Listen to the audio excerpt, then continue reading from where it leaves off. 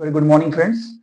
In this video, I'm going to talk about 8 methods to improve your listening. मैं इस video में 8 effective method के बारे में बात करूंगा जो आप यूज करके अपनी लिसनिंग को इंप्रूव कर पाएंगे।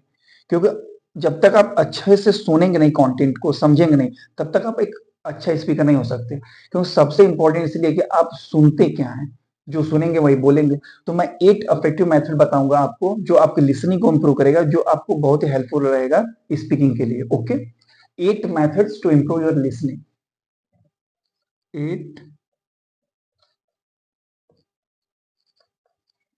methods to improve your listening. अगर आपको लिसनिंग को इंप्रूव करना है तो सबसे इंपॉर्टेंट आपको क्या ध्यान देना होगा। अगर आप जो स्पीकर को चूज किए हुए हैं, जो भी कंटेंट अगर आप सुन रहे हैं, तो सबसे पहले ये कि आप उस स्पीकर को आइडेंटिफाई करिए। आपने जब स्पीकर को आइडेंटिफाई कर लिया, हाँ मुझको इसका वीडियो देखना है, ये मुझको अच्छे से समझा पा रहे हैं, मैं इनको लाइक करता हूँ, मैं इनको कंटेंट अच्छे से इंटरप्रेट कर पा रहा हूँ, समझ पा रहा हूँ, तो उस टाइम पे अगर आप सबटाइटल का यूज करते हैं तो बहुत ही इफेक्टिव रहेगा। Use subtitles. सबटाइटल्स अगर आप सबटाइटल्स यूज करके समझ पा रहे हैं तो और अच्छी बात है, क्योंकि सबटाइटल्स जब यूज करेंगे, वो नए वर्ड्स को यूज करेंगे, तो उस वीडियोस में आप उस वर्ड्स को राइट डाउन करेंगे, फिर गूगल करके समझेंगे, हाँ इस एक्सप्रेशन को लाने के लिए हमको इस वर्ड का यूज करना होता है, तो आप उस वर्ड्स को अपनी कम्युनिकेशन में ला पाएंगे। तो यूज सबटाइटल्स। ओके, सेकेंड, अगर आपको लिसनिंग को इंप्रूव करना है तो दूसरा मेथड ये है कि आप डिफरेंट स्पीकर को सुनिए। डिफरेंट स्पीकर को,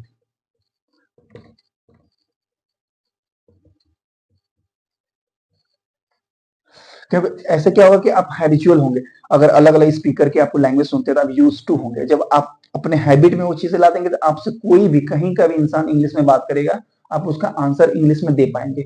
तो आप ये बातें ध्यान रखिए, आप एक स्पीकर को ना सुनकर डिफरेंट स्पीकर को सुनिए, इससे आपका लिसनिंग पावर इंक्रीज होगा। ओके, तो थर्ड मेथड है कि ये दूसरा मेथड हो गया। अब थर्ड मेथड में आप क्या करेंगे, तीसरे में अगर इंप्रूव लिसनिंग करना है तो आप नेटिव स्पीकर को सुनिए। नेटिव, जिस लैंग्वेज को आप डेवलप करना है, अगर स्टैंडर्ड इंग्लिश सुनना चाहते हैं तो आप इंडियन स्टैंडर्ड इंग्लिश को सुनिए। अगर ब्रिटिश एक्सेंट अडॉप्ट करना चाहते हैं, ब्रिटिशर्स को, जो ब्रिटिश स्पीकर तो उनको सुनिए।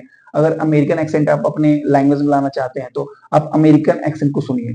जिस भी लैंग्वेज को आप अच्छा लगता है, हाँ मुझको ये लैंग्वेज अच्छी लगती है, मैं ये अडॉप्ट करना चाहता हूँ, तो वो आप लैंग्वेज चूज कर सकते हैं। तो ये इसमें speak, sorry, listen native speaker. अगर हम नेटिव स्पीकर को सुनेंगे तो क्योंकि वो लोग सर्टेन वर्ड्स को सर्टेन वे में प्रोनाउंस करते हैं, तो आपको उनके हैबिट को पता चलेगा, हाँ यहाँ पे ये कॉन्ट्रैक्ट कर रहे हैं, यहाँ पे एक्सपेंड कर रहे हैं, यहाँ पे ये ज्यादा इंफेसिस दे रहे हैं, यहाँ पे कम दे रहे हैं, तो आपको मेथड तौर तरीके पता चलेंगे। तो आपको लिसन नेटिव स्पीकर, ये ध्यान रखना पड़ेगा। ओके, अब फोर्थ पॉइंट में है कि अगर नेटिव स्पीकर आप बोल रहे हैं, उनकी लैंग्वेज जो फास्ट है, तो अगर उनकी लैंग्वेज फास्ट है तो आपके यूट्यूब में जो वीडियो सुनते हैं तो वहां पे ऑप्शन रहता है, आप वीडियोस को थोड़ा सा स्लो कर सकते हैं। इससे क्या होगा, वो जब बोलेंगे स्लो बोलेंगे तो उनका एक एक वर्ड आप अच्छे से सुन पाएंगे। जब आप अच्छे से सुन पाएंगे तो आप उसी वर्ड्स को कॉपी करेंगे, इमिटेट करेंगे, तो आप भी धीरे धीरे सीखना स्टार्ट कर देंगे। तो आप क्या करेंगे कि अपने यूट्यूब में जो ऑप्शन होता है, slow the process of speaking, slow the process of speaking, slow the process speaking, जो आपके यूट्यूब में जो ऑप्शन होता है उसका यूज करिए। यूटिलाइज, वो यूटिलाइजेशन के लिए ही होता है। उससे आप अच्छे से चीजों को एनालाइज कर पाएंगे, वो कहां से मतलब बोल पा रहे हैं, तो इससे ये होगा कि आप चीजों को अच्छे से समझ पा रहे हैं। ओके, मैं फिफ्थ पॉइंट की तरफ चलता हूं। फिफ्थ पॉइंट में आपको ये ध्यान देना होगा कि आप मूवीज का, टीवी शोज का यूज करिए, क्योंकि छोटे पॉडकास्ट होते हैं उसको सुनिए। तो पांचवें मेथड में ये है कि आप टीवी शोज का यूज कर सकते हैं, मूवीज का यूज कर सकते हैं, आप पॉडकास्ट का भी यूज कर सकते हैं। जो भी आपको अच्छा लगता है, जिस भी फील्ड पे अच्छा लगता है उसको सुनिए। जैसे एनवायरनमेंट से रिलेटेड आपको जानकारी चाहिए, जो भी फील्ड, साइंस से रिलेटेड चाहिए, टेक्नोलॉजी से, तो उससे रिलेटेड मूवीज देखिए, उससे रिलेटेड टीवी शोज देखिए, उससे रिलेटेड आप पॉडकास्ट सुनिए। तो इससे आपकी लिसनिंग जब इंप्रूव होगा तो आपका अंडरस्टैंडिंग अपने आप ही डेवलप होगा। Once your understanding get developed तो आपको बोलने में हेजिटेट नहीं फील करेंगे, क्योंकि आपके पास कंटेंट एनफ है।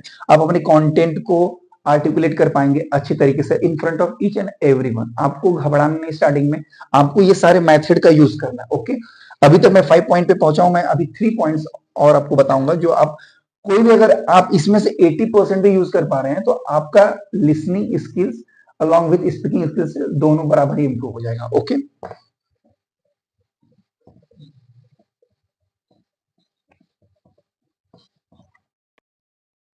और 6 पॉइंट है लर्न रिस्पॉन्सेस एंड एक्सप्रेशंस। आपको जो इंग्लिश में रिस्पॉन्स होते हैं, जो एक्सप्रेशंस होते हैं, उसको लर्न कुछ करने पड़ेंगे। Learn English responses and expressions. Okay, learn English responses and expressions. इससे क्या होगा कि आप उस चीज को अपने में एग्जीक्यूट कर पाएंगे, अपने में अडॉप्ट कर पाएंगे। लाइक जैसे कि I understand your feeling, I know you are suffering with fever, a problem, I can understand that. तो इससे आप रिलेट कर पाएंगे चीजों को, हाँ आप महसूस कर पाएंगे। महसूस करना इंपॉर्टेंट होता है, तो आप महसूस कर पाएंगे, रिलेट कर पाएंगे, कुछ वर्ड्स आप यूज कर पाएंगे। इससे ये होगा कि हाँ आप सीख पा रहे हैं इंग्लिश। क्योंकि आपको कोई चीज सीखना है तो उसके कल्चर को अडॉप्ट करिए। जब culture once you adopt the culture of anything, तो उस टाइम आपको वो नेचर में आएगा, तो आपको अच्छा लगेगा, तो वो आपके आदत में आ जाएगा। जब कोई चीज आपकी आदत में आ जाती है तो वो आप एफर्टलेसली करते हो, उसमें एफर्ट आपको नहीं लगाना पड़ता है। ओके, मैं अब 7वीं पॉइंट बताना चाहूंगा। जो 7वीं पॉइंट है कि आप जब कोई चीज पढ़ रहे हो, listen while you read. Listen, अब क्योंकि हम ज्यादातर जब कोई भी किताब कंटेंट पढ़ते हैं तो हमको केवल रहता है कि हम पढ़ के निकल जाए। आपको पढ़ के निकलना नहीं, आपको टास्क नहीं करना है कोई, मतलब आपको यही ध्यान देना, आपको हार्ड वर्क नहीं करना, आपको स्मार्ट वर्क करना है। So for smart work you have to read, you have to listen while you read. जब आप पढ़ रहे हैं कोई content, like there was a man who was living there, तो आप सुनिए there was a man, there was a man, there was, तो वहां पे वो आप सुन रहे हैं तो वो आप बोलने का एडॉप्ट, प्रैक्टिस एडॉप्ट कर रहे हैं। तो okay, listen while you read, ये बहुत ही इंपॉर्टेंट, क्योंकि most of the people forget about that.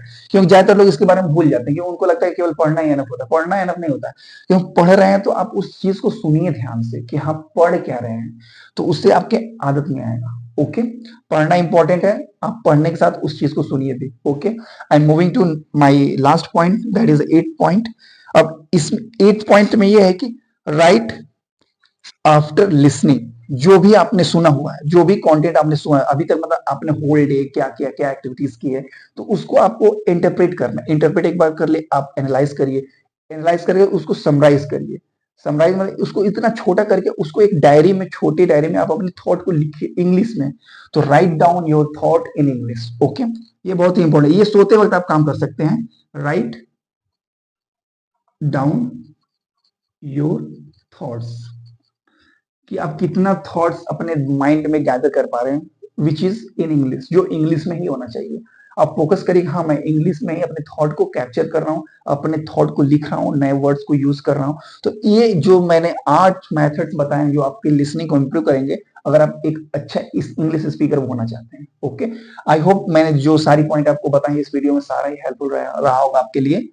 आप उसको यूज करिए, कमेंट बॉक्स में अपने व्यूज, अपने आइडियाज लिखिए, जो भी क्वेरीज है मुझसे पूछिए, मैं आपको उसका आंसर दूंगा। Okay, thank you, that's all for you today.